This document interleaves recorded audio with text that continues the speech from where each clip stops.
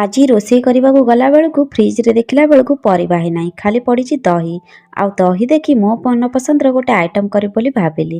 ସେଥିପାଇଁ ଗୋଟେ କଞ୍ଚା ଲଙ୍କା ଆଉ ଗୋଟେ ପିଆଜକୁ ଛୋଟ ଛୋଟ କରି କାଟିଦେଲି। ସେଥିରେ 2 ଚାମଚ ବେସନ, ସ୍ୱାଦ ଅନୁସାରେ ଲୁଣ, ଅଳ୍ପ ଟିକେ ଲଙ୍କାଗୁଣ୍ଡ ଆଉ ଅଳ୍ପ ଟିକେ ହଳଦୀ ଗୁଣ୍ଡ ଦେଇ ତାର ଛୋଟ ଛୋଟ ପକୁଡ଼ି କରିବି ବୋଲି ଲାଗି ପଡ଼ିଲି।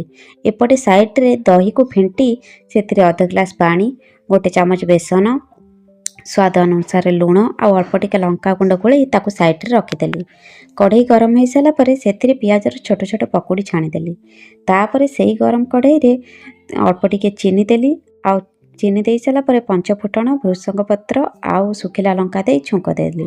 ତାପରେ ରଖିଥିବା ଦହି ପେଷ୍ଟଟାକୁ ଢାଳିଦେଲି। ମିଡ଼ିୟମ୍ ଫ୍ଲେମ୍ରେ এই ଦହି ପେଷ୍ଟଟାକୁ ମୁଁ 2 ମିନିଟ୍ ପାଇଁ ଗୋଳେଇ ଚାଲିଲି।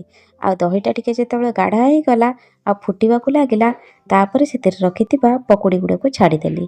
ଆଉ 2 ମିନିଟ୍ ପରେ ଗ୍ୟାସର ଫ୍ଲେମ୍କୁ ସ୍ଲୋ କରି ତାକୁ ଗୋଳେଇ ଚାଲିଲି। ଆଉ 2 ମିନିଟ୍ ପରେ ଆମର ରେଡ଼ି ହେଇଗଲା ଦହି କଢ଼ି।